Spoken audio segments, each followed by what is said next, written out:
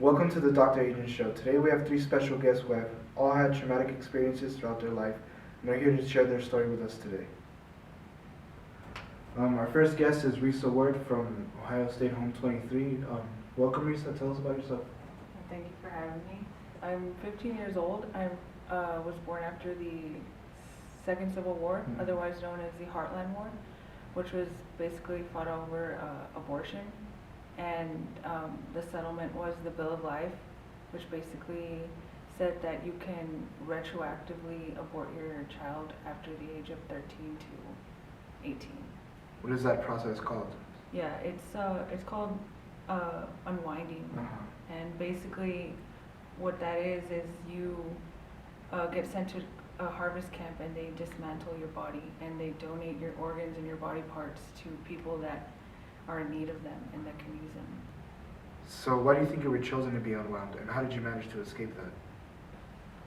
Yeah, well, I was originally stored, but then I was sent to a group home, and I was told that because of budget cuts, they chose that it would be best for me to be unwound. So I was actually on my way to the harvest camp, but because of an accident, I was able to escape, and I just chose that. I just made a quick decision to escape, and during that I met two other people that were going to be unwound, Connor and Lev, who are now my friends, and we lived life on the run, and we survived, and we made it, and now we're all alive. If your parents were here today, what would you say to them?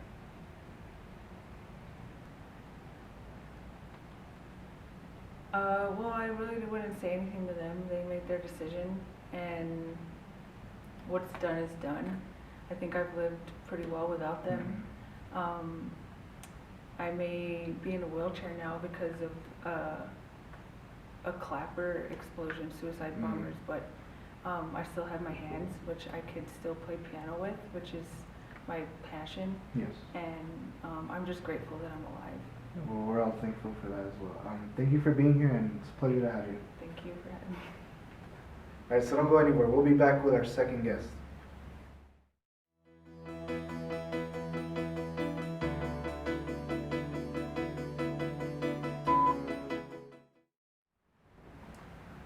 All right, welcome back, ladies and gentlemen. Here is our second guest, Willow Chance from Bakersfield, California. Willow, will you please step up, please?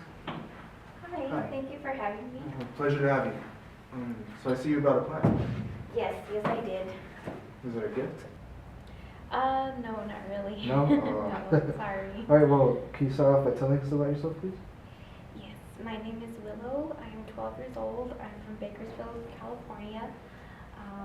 I have hobbies that include gardening and reading a lot of books and learning new different things. I like to observe just the world around me, but mostly gardening is my favorite. How does gardening help you deal with the death of your parents? How did it help you heal?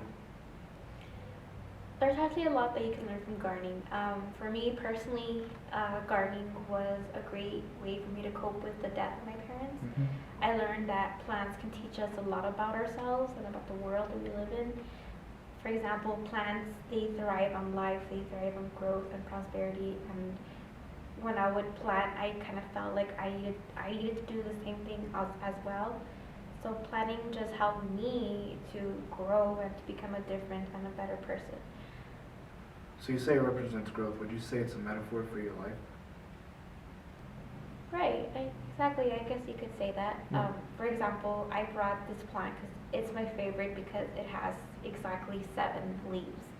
And I used to have this habit where I would count by 7s, but after the death of my parents, I learned to kind of disregard that habit with the death of my parents. And I learned that I can do other things that would help me cope and to help me relax and focus better. So I could say that, yeah, gardening is a metaphor for my life. All right, well, that's a very interesting thing. All right, well, thank you so much for being here. It was a pleasure to have you. Well, thank you for having me. All right, we'll be back shortly with our third and final guest. Please stay tuned.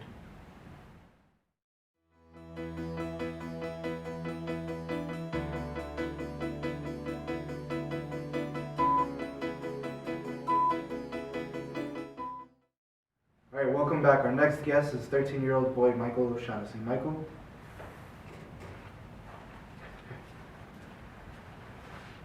Hi. Hi. So you're Michael, right? Yeah. Right. So tell us about yourself. I heard you were in Germany for a while. How'd you end up there? My dad is the Irish ambassador, Mm-hmm. and so my mom took that as an opportunity to get into Germany. She's a spy, so she thought that would be beneficial to her job, Yeah. and she ended up convincing me because she says that mothers and children, well, just women and children are probably the least obvious people to Yeah. be spies. What were some of your duties as a Hitler Youth? Well, we had simple tasks. Sometimes there was just handing out newspapers Mm-hmm. or passing out propaganda flyers.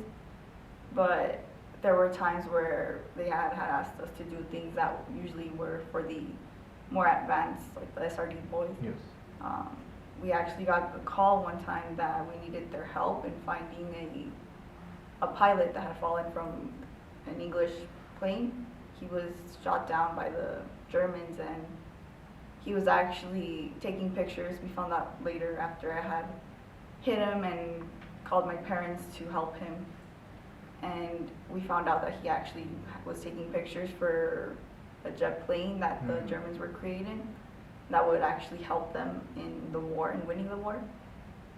As a spy, did you find anything worthwhile as far as helping your allies go? There was, I ended up befriending a kid that was in Mhm. Hitler Youth, and his dad was the engineer of the Project 1065, and what that was a jet plane that the Germans were creating, so that way it would help them win the war.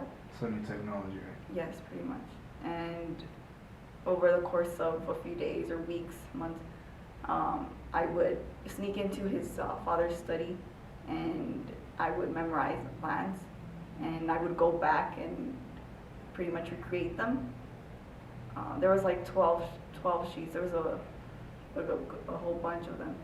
And so I would pretty much try to memorize them and write them down and draw them, every single detail. And eventually they ended up sending them to the Allies. Did you have any moral conflicts while working with Hitler? Actually, there was a lot. Growing up in Ireland, there was a lot of things that people who grew up in Germany, especially during that time, believed that was way different than what we thought. And a lot of times I had to sacrifice a lot of things and change my mindset in order to Mhm. convince them that I was a part of them, that I was a Nazi. Would you say it was worth risking your life for all of that? It was, I think in my case maybe, but if it was for risking my parents' life, I don't think that was worth it. All right, well, it's very interesting. Thank you so much for being here. It's a pleasure to have you. Thank you all for watching. I hope you all enjoyed these 3 special guests and their remarkable stories. Until next time, good night.